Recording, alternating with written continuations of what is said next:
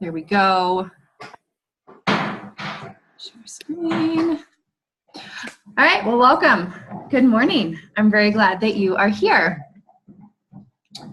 We are going, there we go. We are talking about COMIRB, which is kind of this dreaded, scary thing that should not be dreaded or scary. It's actually a very good thing for us to have. Hey, go lay down. Hold on. I gave my dogs bones so they would leave me alone, but they're just being loud. So IRB, this is a committee of people, and most of the time they are volunteers, which makes it even more interesting and slow occasionally. It's professionals, so some of them are researchers, some of them are professors, some of them are community members, some of them are staff members, and their job is to review your research proposal and make sure that you're being ethical, which seems really easy, but there's so many little tiny guidelines that can get your study kicked out. And so I want to kind of give you some of those tips today as we go through. And then navigating the process of submitting can be really frustrating, to be frank. There are 3 categories. Exempt. So this is a study that involves no risk to participants and is not requiring a full IRB review. This is usually pre-collected, de-identified data. It's anonymous surveys, truly anonymous, not confidential. Truly anonymous surveys fall into here. Quality improvement, improvement science evaluation, all of those fall here as well. Many of you who are attending and watching this are EDD students who are going to be doing improvement science and evaluation. You are welcome to stay and watch this in case you do not go this route, but there is another route that is not COMIRB, but it's going through CEEP here to get approvals for improvement science and evaluation. There will be another workshop on how to navigate that process, hopefully within a few weeks. But this is all about the COMIRB process. There are some districts and some sites who want a formal IRB, a formal COMIRB review, in which case you would be in the exempt category. Expedited is where pretty much everybody else falls. This is minimal risk, and it is rapidly reviewed in 4 to 6 weeks by fewer members, and it's not a full board. So if you have to get to a full board review, they only meet every couple of months, which makes it harder if you don't get your proposal on their docket that time. It's pushed to the next group, then their next meeting. Expedited means it's not a sensitive topic. It's confidential surveys. It's typically with adult participants. Occasionally students are allowed, children are allowed, as long as you are not tracking personally identifiable information. If you're working with a vulnerable vulnerable population, which is children, a lot of medical studies fall into this, prisoner populations fall into this. Occasionally, older populations will fall in this as well, depending on what your study is. And this is more than minimal risk. And even though you're just surveying a child or interviewing a child, that doesn't mean that the child is at risk, but since they are a vulnerable population, we're putting extra precautions in place. So IRB is really concerned with minimal risk. So the idea of do no harm is vital, is paramount. And they're really evaluating the risk to benefit.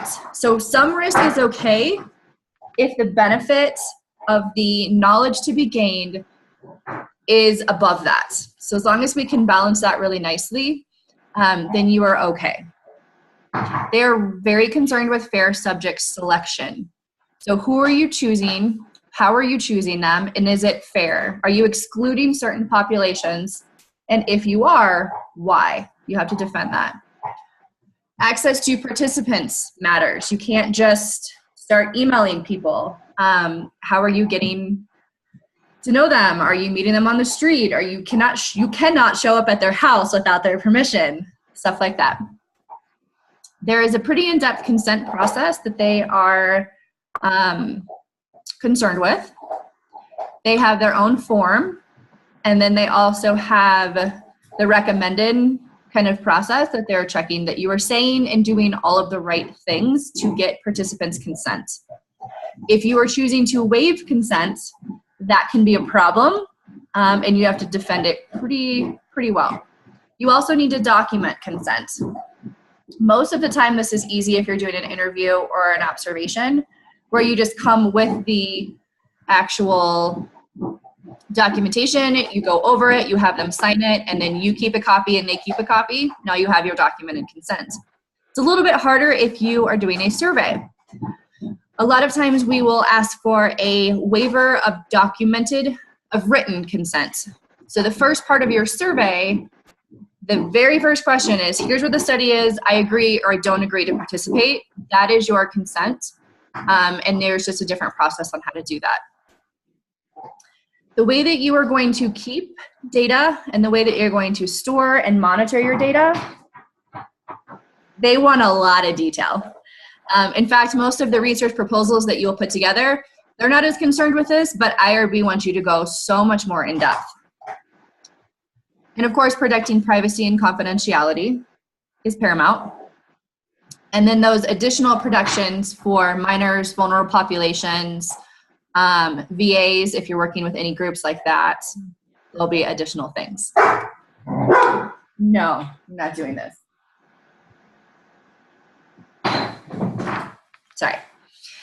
So let me give you a quick tour of the website.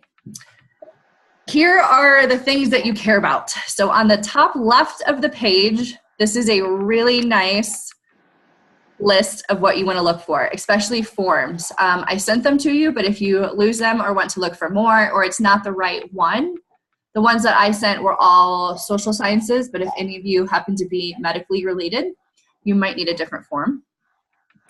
Then you have to scroll down to the very, very bottom of the page to get information on how to submit, to complete your city training, and then to actually log in. This can be frustrating when you're trying to figure out how to log in over here and it's actually way over here. Let me show you what I'm talking about. So this is their website, and they have all of their announcements, which no one cares about, to be frank. You have to scroll all the way down, and that's where you can actually log in to the portal. When you do log in, it looks like this. We'll come back to that in a few minutes. If you are logging into the portal for the first time, you have to have approval. And what this means is that you are getting a PI number. So PI means principal investigator, and that's you as the principal investigator for this research. You have to get a number. Once you have that, it will let you log in. So before we go into navigating all of the different parts and pieces, let's talk about what documents we actually need. A lot of people will include a cover letter. This is nice as it outlines what documents are being included in the submission. So you can say, I'm including this, this, this, this, and this. Thank you for your review. And it really helps the reviewer get a feel for what they're expecting to see.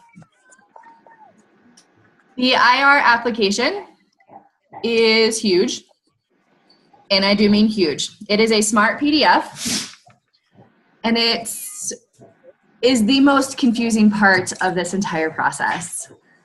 We'll do a tour of that. You will need a protocol. This is not your protocol that you have created. It is the protocol that they want. They have their own template. They have their own wants and all the different parts and pieces of what they are interested in seeing for your protocol. Consent forms. So they want you to have some way that you are getting consent. You can do their template and then modify it for your study.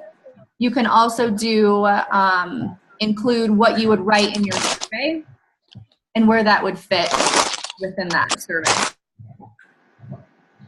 Data collection tools. Sometimes this is required and sometimes it's not. I always personally default into including it, and then if they want to see it, great. You don't have to go back in and resubmit because they want to see it. So this is going to be your surveys, your interview protocols, observation protocols, whatever it is. Anything that you are going to use to collect data, they want to see it. This also includes emails that you plan to send if you are recruiting. And it also includes phone scripts if you are going to call people to see if they are interested in participating. So they really want to see how are you recruiting and how are you getting the data. Potentially, you will have an MOU with a partner site. So most of us are not collecting data with general public. Most in social sciences are working with a partner, whether that is a counseling site or a school district or a nonprofit organization. And so they want a memorandum of understanding with them. This could also be an IRB approval from those sites. So just because you have approval from CU Denver does not mean that you have approval from Cherry Creek, for example. You want to make sure that you get approval from both. And if one of them does not approve, it trumps the other one. Keep that in mind. Okay, so when you log in, we see this screen. If you are a professor or a staff member who are working with grant funding or any kind of funding that would go through CU Denver and then to you, you are not going to go to human subjects. You are going to go to my projects or my proposals. A lot of the big grants go through my proposals and the smaller grants go through my projects. That's all I can tell you. If you don't have funding, which is what we're focusing on today, you're going to go through the human subjects part. When you click on that, you're going to get this nice little tab. To create a new one, that's going to be right here. When you log back in, it will look just like this, and it will look like you have nothing done. That will make you panic. Don't worry. Go to the show list under human subjects, and you will actually see the one that you have done before. And if you need help, these are the help buttons that will be the most helpful. So again, let me quickly show you what that looks like. So human subjects, I click on that, and I still have nothing here, even though I've made one. So you go to show list. It takes a few minutes, and then you can see the one that you are working on.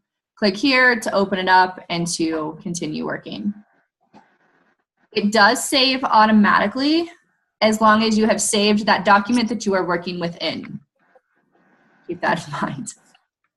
So to have a new application, you are going to go through the check new right here, and it's going to ask you a bunch of information that you fill in. So you'll enter the title of the project, your PI name, a bunch of stuff, and you click through until you are at this site right here.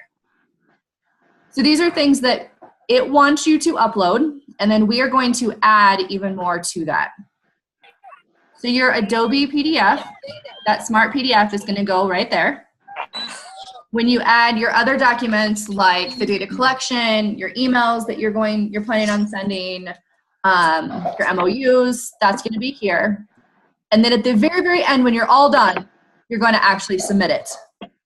This can be another part where it gets really confusing because you're like, everything says that it's done. Why can't I do this? And it's just clicking this button, typing in that you agree that you submit, and you actually submit. Okay, so the application PDF is the most confusing part of this entire process. And here's what it looks like. You will fill in all the information. The protocol number is created within this. So once you create a new one, it will give you a number, and that is what you're going to put in the Smart PDF. Project title, okay, no, don't do that. Project title. Personnel. You are the PI, probably. Then you can also put another person. So a faculty mentor, if you are a student, is required. This should be your committee chair, whatever that looks like. You need some kind of faculty mentor. If there is anyone else that is working on your project, they can be a primary contact. So the nice thing about adding someone else is it kind of saves you if you are having them help you with data collection actively, not if you are sending it to myself or someone else to get advice. That's different. But if there's people that are working consistently on your project, they need to be here. And then you scroll down quite a bit and you fill stuff in. Here's where you're going to check if you are a full board review. So if you're working with that vulnerable population, if you are exempt and you have to meet some certain requirements to be exempt, or if you think that you are expedited. So I said that this PDF is smart. If you have never worked with one of these before, it can be really annoying because anything you click is going to add something. So if you get to attachment F and you realize that it was not what you wanted to click, then you have to come all the way back up here, and then everything else is also changed throughout. It's really fun. Do you have funding? Performance sites out of the country, VA performance sites, potentially. And then affiliation. So you see Denver, probably, if you're working with Anschutz, if you're working off campus. School of Mines also goes through this. This is the Colorado Multiple Institute, and that's why we have a lot of institutes that use this, this process. Scrolling down, description of the study. You will note it says brief, approximately 1 paragraph. So they want you to describe your entire study in a paragraph. You have just spent months putting together a proposal, and it's probably 50 to 100 pages, and they want you to summarize that in a paragraph. Good luck. Scrolling down, most of this is going to be a no for you. You do want this social behavioral panel. You want them. You do not want a medical review board to be looking at a social sciences. They do not understand us, and it's not good for anyone. Most of the rest of this is going to be a no. You will notice stuff about newborn blood spots, fetal and embryonic tissue, human genes. We're not working with any of that for social sciences. Human subjects.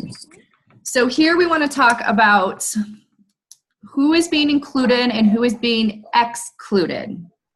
They are not going to be happy with people being excluded unless you have a strong rationale for that. The age range is also interesting, and once you type submit, it will make you defend that age range. So inclusion and exclusion. You will notice things like prisoners and pregnant women. Pregnant women can be a little bit confusing. So if you are not specifically targeting pregnant women or excluding pregnant women, then they are just included. And this is confusing in social sciences. If a pregnant woman takes your survey, but you are not asking about if they were pregnant or not, and you are not interested in that at all, then they're not being excluded. And there is no reason I can think of, unless maybe you're studying moms, that you want moms and not pregnant moms who have not had the baby yet and experienced that, then that might be an exclusion, but otherwise we're just including them. Here's your vulnerable populations that you are going to click, especially children. There's prisoners, decisionally challenged as well.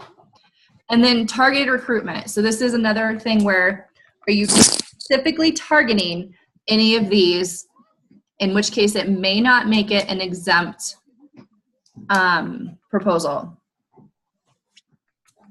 So when we get down to procedures, they want to know, how are you collecting data? What is this going to look like? And all the way through. If you are going to use internet to collect research data, that means you are going to use Zooms to do interviews, or you are going to use Qualtrics or SurveyMonkey to collect survey data, then that is a yes.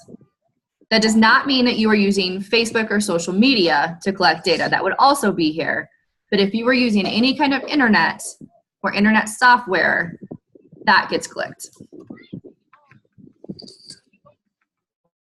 Potential risks. This is a bit confusing if you are not used to talking about this. So what is the risk? Chances are most of our studies are minimal risk. So there might be some discomfort in answering a question. And so the plan to minimize that is they don't have to answer that question if they choose not to. They can skip it. Potential benefits. This is vital. Do not blow this off and just type stuff in. Make your case as to why this study is needed. Are there any benefits to the participants? Maybe, maybe not. That's not a requirement, but it's possible. It could be that they get to feel good about helping. It could be that there is an Amazon gift card. It could be that there's nothing. And then, of course, to society. What is the knowledge that is to be gained, and why is that so beneficial? Recruitment. How are you going to actually recruit these people? Very straightforward. Going all the way through. What is it going to look like? How is it going to work? Consent process. Again, does the study have a consent? Yes. Is there a consent or waiver of documentation of consent? Probably, if you are doing a survey. So if you do this, it's going to add attachment M, which you are going to just explain that it is a survey, and so we're not collecting names. I'm not going, or even if you are collecting names, you're not going to meet them face-to-face to get written consents and signatures. That's fine. You're just going to have the very first question in your survey be that informed consent. They have to click, yes, I agree, before moving on to the next question. SurveyMonkey, Qualtrics, all of those have that option where they have to answer a question before moving on to the next. Consent details. Who will be obtaining the consent? Who will be storing the consent is a whole other one. Non-English speaking subjects. This is a newer one for COMIRB. So if you are excluding non-English speaking subjects, you have to defend why. Ideally, if you are doing a focus group or an interview, you will have the option of a translator. And they don't believe that not having the resource is a good enough reason to exclude someone. So you will have to figure that out as the researcher. Personally identifiable information. If you have been in K-12 education, this should be something that is completely on your mind, because even though COMIRB might approve of you doing this, you may not be able to get that information from schools about kids. Never are you collecting social security number, and for most of us, we are not collecting HIPAA information. So be very careful, and you have to justify why you are collecting personally identifiable information. I was talking with Proposal yesterday, and she has to include a kid's names because it's a pre-post, and she has to be able to match data. I was like, well, we could also do student identifiers, make our own identifier numbers to match the pre and the post survey and not actually collect a name, which would help this out. So there are different ways around it. HIPAA regulations.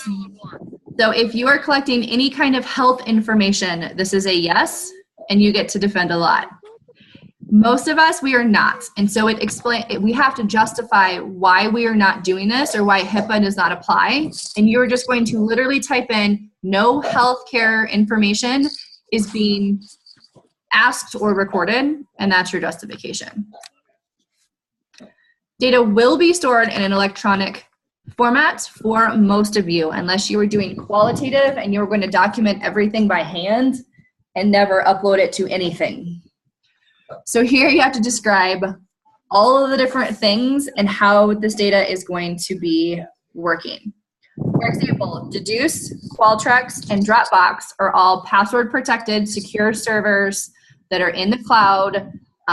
There is restricted access. They are not encrypted, but those are all identified and secure forms of data collection and data storage. Google Docs, Google Forms, not so much. So be really careful if you're planning on storing and sharing data through Google. IRB is not going to like that. Dropbox is a much safer way to go. Are you going to record anything? Yes. So you need to check what are you going to actually record, and then how are those going to be stored? Will they be released for anything? Will they be disguised? All kinds of different things that you get to talk about. Also, if you are going to use audio or video recording, in your informed consent, there needs to be an extra box that says that they agree that they are willing to do that and be recorded. Data destruction. A lot of us haven't thought about this until we get to this question. So there should be a plan to destroy your study data, at least your personally identifiable information. There is no reason to keep that for years and years and years once the study is over. Data safety and monitoring. So you are going to be the PI. You are going to be the one responsible for making sure that nothing bad has been happening. So there are unanticipated things that just happen in a study, and if there are questionable ethical considerations within that, that's when you need to report that to IRB. Your faculty mentor is another person who will help with that, and you just need to be in constant contact with them. When it comes to resources, they want to make sure the study is also feasible. So what are the resources that you're going to use? What's available? What facilities are available? Emergency information. For most of us, this is not applicable, but it might be if you're working at a school or a site.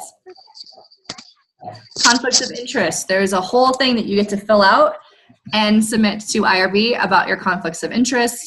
Yeah. Clinical trials, we are not doing clinical trials. That makes it a little bit easier. So then here is attachment F. So we've got through the whole document, and now we're getting to the actual attachments. So to be expedited, you need to be able to click through all of these, and as long as you don't get a red tab that says you are not expedited, you should be good to go. Use of the internet, again, how is it being used? What is the technical expertise of you to be able to do this? And all the way through. Waiver of consent. So this is a waiver of documented consent. If we are looking for survey, are you getting verbal consent? What is that going to be? And how's it going to look? The next part down the list is a personnel form. And when you get into it, it looks like this. So you're going to put in you as the PI. There is room to add another person. Okay. Sorry. So you should add your faculty sponsor, faculty advisor, mentor, whatever they are, if you are a student. To do that, you add people right here. There is another weird one. PI thing. So when you click on it, it is going to take you to a Word document. And the Word document is basically saying that you as the PI are the one who has prepared this. Or if you are not, like if I had a graduate student prepare it and now I'm approving it, you're saying that I approve. You're going to save that Word document and upload that Word document into that slot. Just confirming that you agree that you have done this. There is a routing information. You're just going to answer a couple of few questions and then click this button for complete. This will drive you nuts. If you cannot, you're like, I answered all the questions, I don't know what I'm doing wrong. Click the complete button. And then it will say that it's actually complete. So the last section is to add other documents. Here we have a name of the document. You can choose your file. And right here, you're going to choose what is that file actually. So you're going to want your agreements or external approvals. That would be your MOU if you have one. There is also the protocol summary. So you're going to do the protocol, which we'll talk about in a few minutes. Upload that right here. Your consent and how you're getting all of the consents needs to be its own form. let's talk about that protocol really quickly. So this is their template. Things. Hypothesis and specific aims. This is a little bit different. This is kind of like what we talk about with problem of practice.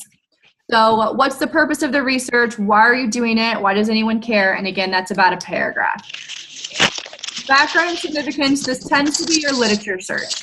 So you have just written a 30-page lit review, and I need you to summarize that in about a page. Preliminary studies and progress reports you probably don't have, but you could discuss other studies if you are replicating one.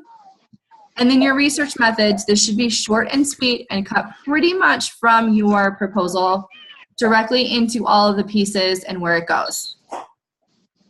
And then, of course, your references. So that one is going to go in there. The consent form, they have a template as well. And this one, you are going to use as much verbatim as possible and fill in what makes sense for your study.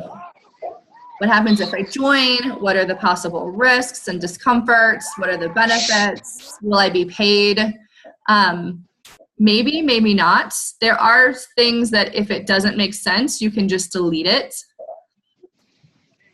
Is my participation voluntary? The answer is yes. And you tell them that. If this applies, then you can include stuff about if they get injured or hurt. Some studies will include, especially in the discomfort area, you can include that there might be an emotional risk or a psychological risk, especially in counseling. And then here's someone to talk to if you have issues within that. So again, if we go back to what is required, this one. So our application form, we have the PDF. Personnel form, this PI weird thing that you're just gonna upload that thing. And then the routing. Once you have those done, these will all say complete. And then you can add your other documents, make sure that you're good, and you are done-ish. Before you submit, have someone check it. Have someone from COMIRB check it. Go to their office hours, sit with them. They are really great to look through your PDF and be like, oh, I don't think that you actually meet this requirement, or oh, you checked this box and this isn't right. They're on the Denver campus on Wednesdays, 12 to 4. They're at Anschutz quite a bit more, which makes sense. They have more full board reviews.